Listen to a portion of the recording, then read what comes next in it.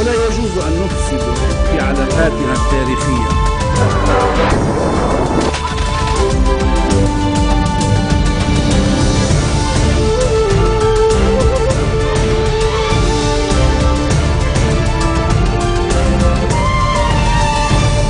Bonjour à tous et merci de nous rejoindre sur Futur TV pour cette nouvelle édition de la rédaction. Voici les titres de ce journal. Après la tempête, la fraîcheur, les thermomètres ont chuté. Pour aujourd'hui, la météo prévoit de larges éclaircies, mais une reprise des averses dans la nuit. Les querelles entre les parties libanaises aboutiront à leur destruction. Dixit Elias Aoudé, le métropolite de Beyrouth, qui a présidé ce midi la messe de commémoration de l'assassinat il y a 8 ans de l'ancien député Gebran Twaini. Discours de Vladimir Poutine sur l'état de la nation. Le président russe assure que son pays n'aspirait pas à être une superpuissance. Et à suivre également dans ce journal, François Hollande entame une visite d'État au Brésil ce jeudi. Le président français est attendu à Brasilia et Sao Paulo. Objectif, renforcer le partenariat stratégique civil et militaire entre les deux pays. Après la tempête, la fraîcheur, les thermomètres ont chuté au Liban. Pour aujourd'hui, la météo prévoit de larges éclaircies, mais une reprise des averses dans la nuit. Des averses qui se poursuivront tout le long de la journée de vendredi. Au deuxième jour de la tempête, Alexa qui s'est abattue sur le Liban. La neige a recouvert l'ensemble des montagnes. La route de Dahr el-Baïdar, coupée dans la nuit, a été rouverte ce matin. Mais plusieurs routes de montagne, notamment Zahle, Tarshish et Tanourin Hadas, El-Jebbe, demeurent coupées. Situation similaire sur les routes du Akkar et de Dennié au Liban Nord, où la neige a recouvert des villages au-dessus de 500 mètres avec des températures au-dessous de zéro. Des vents très forts ont en outre déraciné des arbres à Tripoli et détruit des champs à tir au sud du pays. Les écoles publiques et privées sont restées fermées. Et en Syrie, comme dans les camps libanais, les réfugiés sont à la merci du gel et de la neige. 2 enfants, dont un bébé de 6 mois, sont morts de froid à Alep et dans la province de Homs. La coalition de l'opposition syrienne a lancé un appel urgent aux ONG internationales pour protéger des centaines de milliers de Syriens du froid glacial. L'envoi d'aide du Haut Commissariat pour les réfugiés depuis l'Irak a été retardé de 48 heures par les intempéries. Je vous le disais en titre, le métropolite de Beyrouth, Elias Aoudé, est catégorique. Les querelles entre les parties libanaises aboutiront à leur destruction. Dans son sermon à l'occasion de la messe de commémoration de l'assassinat, il y a 8 ans, de Gebran Twaini, le prélat a déploré le fait que les Libanais n'aient pas tiré des leçons du passé sur ce plan et estimé que les Libanais vivaient dans la décadence totale. Aoudé a par ailleurs souligné la résistance de Twaini à l'oppression et sa rébellion qui a fait de lui un modèle pour tous les jeunes Libanais qui rêvaient de justice et de liberté loin du sectarisme. Une patrouille israélienne aurait été visée ce jeudi par des tirs à la frontière sud du Liban, près de la colonie de Toulé. Selon les médias israéliens, les tirs n'ont pas fait de victimes. Les autorités libanaises ont de leur côté démenti tout incident. C'est pour la 9e fois depuis le mois de mars que le secrétaire d'État américain John Kerry se rend au Proche-Orient. Objectif, tenter de faire avancer les difficiles négociations israélo-palestiniennes. Des entretiens sont programmés ce jeudi et demain, vendredi, avec le président israélien Shimon Peres, le Premier ministre Benjamin Netanyahou et le président palestinien Mahmoud Abbas. Les États-Unis insistent pour sceller un accord final et non un règlement transitoire entre Israéliens et Palestiniens. 20e anniversaire de la Constitution russe et ce discours de Vladimir Poutine sur l'état de la nation. Le président a assuré que la Russie n'aspirait pas à être une superpuissance. Il a estimé que Moscou a permis d'éviter une attaque militaire contre la Syrie et que les mesures prises par son administration pour aider à régler le conflit syrien ont été bien réfléchies et raisonnables. Par ailleurs, Poutine a imputé le ralentissement économique de son pays à des facteurs internes. Selon lui, selon le locataire du Kremlin, la Russie doit évaluer de façon objective sa compétitivité sur le marché mondial et élaborer une feuille de route soutenant les entreprises orientées vers l'exportation. Poutine a aussi défendu le projet d'union économique euro-asiatique rassemblant autour de Moscou des pays de l'ex-URSS. Le président russe a enfin tenté de rassurer les Ukrainiens inquiets de la participation de leur pays à une union douanière avec leurs puissants voisins. Et je cite, « Nous n'imposons rien à personne, mais si nos amis le souhaitent, nous sommes prêts à poursuivre le travail en commun. » Fin de citation. Et en Ukraine, justement, l'opposition entame sa 4e journée de contestation dans la rue. Vous allez le voir donc sur ces images tournées aujourd'hui dans la capitale ukrainienne, Kiev. Les pro-européens ont reçu l'appui de la communauté internationale. Washington a mis en garde les autorités donc contre tout envoi de l'armée contre les opposants. Place de l'indépendance. Le président Viktor Yanukovych a appelé l'opposition à ne pas suivre la voie de la confrontation et des ultimatums, mais à dialoguer avec les autorités. C'est la décision fin novembre de la direction ukrainienne de renoncer à un accord d'association avec l'Union européenne pour se tourner vers Moscou qui a déclenché cette vague donc, de contestation sans précédent depuis la révolution orange pro-occidentale de 2004. Allez, restez des nôtres au retour de la pause. Détour par le sud Liban et Nakoura, quartier général d'Afenul, où le contingent français a organisé une journée tricolore.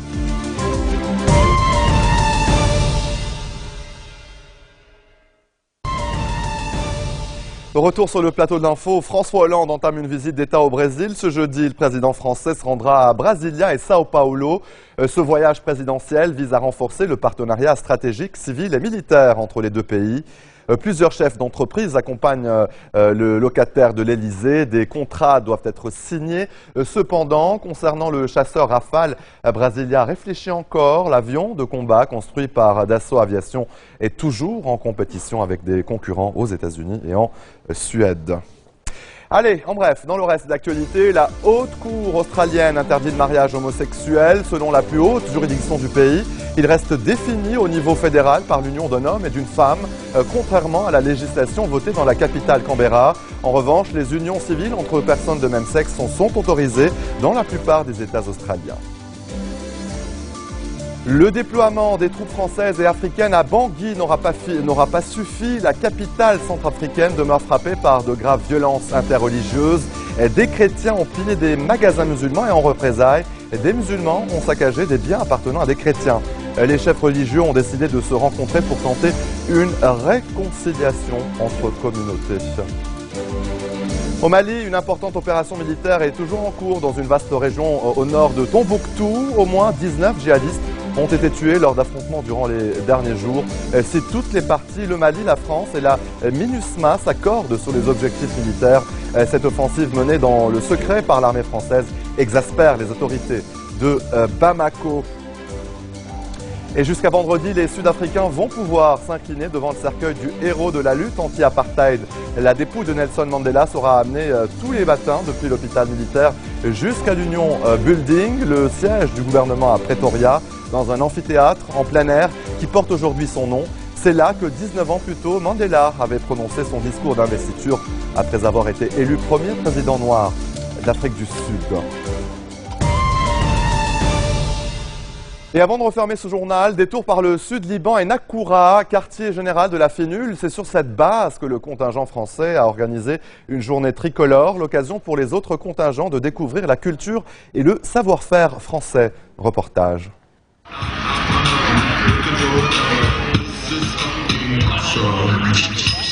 Il est 7h30 sur la base de Nakoura, le QG de la force onusienne au sud Liban. Sous cette tente dressée sur la place de France, ces soldats viennent récupérer leur numéro de dossard. Ils sont ghanéens, autrichiens ou encore chinois. Plus de 15 pays sont représentés. Ils participent à la French Race, une course annuelle de 10 km organisée par le contingent français. On a préparé avec les gens de Der Kifa et les gens d'ici de Nakoura. On s'est mis en relation et les gens de Nakoura sont plus occupés de la partie parcours et la partie organisation technique, arrivée d'Ossar, c'est plus les gens de Der Kifa. On s'est répartis comme ça les rôles et au final ça donne très bien. On a eu beaucoup d'inscriptions hier et avant-hier, donc grâce notamment à l'affichage et à la publicité qu'on a fait. Donc en fin de compte on a 220 coureurs au départ, ce qui fait 50-60 de plus que l'an dernier. Donc c'est une bonne réussite au niveau de ce côté-là. Et pour réussir, il faut bien s'échauffer.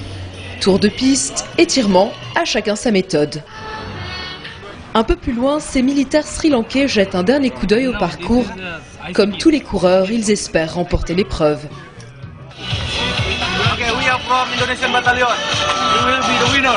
Encore plus déterminés, ces Indonésiens affichent leur confiance à quelques minutes du coup d'envoi. Malgré la compétition, l'esprit sportif est au rendez-vous et l'ambiance est conviviale.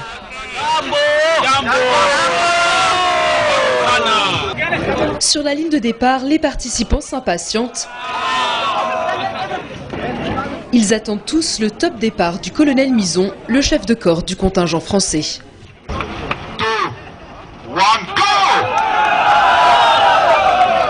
L'édition 2013 enregistre un nouveau record. Il aura fallu 31 minutes et 31 secondes à ce coureur indien pour franchir le premier la ligne d'arrivée sous les applaudissements de la foule. Je suis très heureux. La course était très bien organisée. Ils ont vraiment pensé à tout. J'aurais juste aimé qu'il y ait un autre coureur de mon niveau pour qu'il y ait plus de compétition. La course aura été plus longue pour ces sportifs qui franchissent à leur tour la ligne d'arrivée. Satisfaits ou déçus de leur performance, c'est avec le sourire qu'ils découvrent leur classement. 46 minutes et 55 secondes, c'est le temps enregistré par le sergent Nicolas du contingent belge. Assez physique.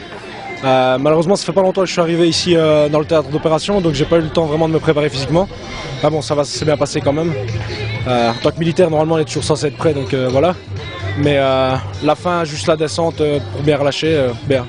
Et l'ambiance, multinationale comme ça, on sort un petit peu de son théâtre, de sa mission, ça change les idées et ça permet de découvrir d'autres personnes, donc c'est bien. Comme toute course, que ce soit un marathon, un 10 km ou plus court, c'est toujours un bonheur de franchir la ligne d'arrivée. Puis autour, en plus, avec tous les gens et toutes les nationalités représentées sur la place d'Armes, ça fait quelque chose.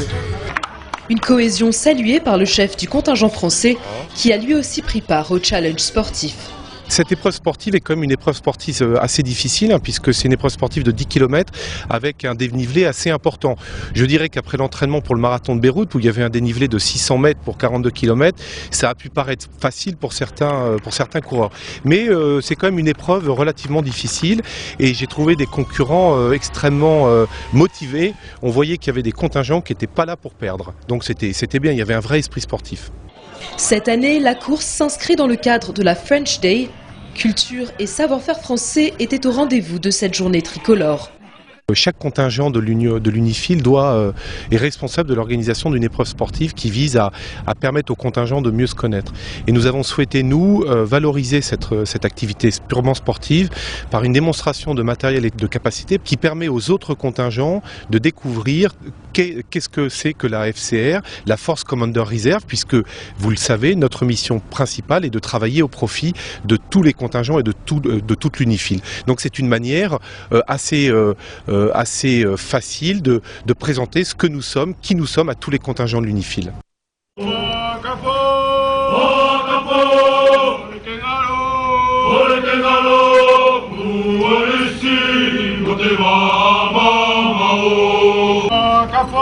C'est dans cette ambiance solennelle qu'une trentaine de militaires français originaires de Polynésie entreprennent un haka, leur danse traditionnelle.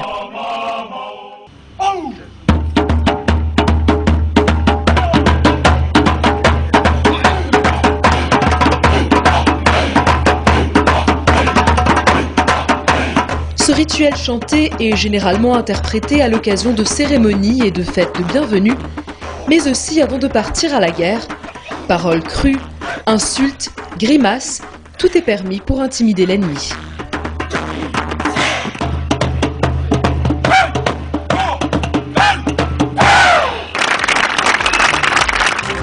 Et pour clôturer cette journée française, des tours gastronomiques pour les contingents de la FINUL.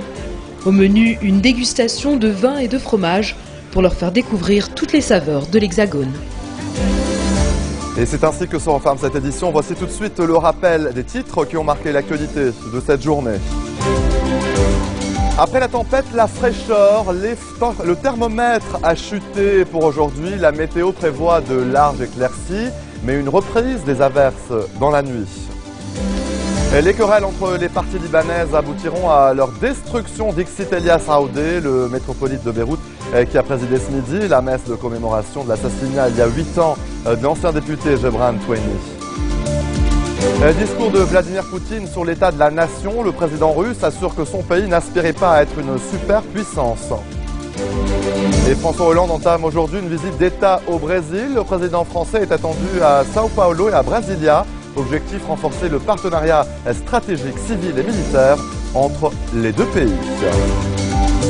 Merci de votre attention. Retrouvez-nous tous les jours à 16h40 heure de Beyrouth. Vous pouvez également nous suivre en ligne sur notre site web ou en téléchargeant notre application mobile. Excellente suite de programmes sur notre antenne. Vous retrouverez Nouraël à la barre du prochain JT.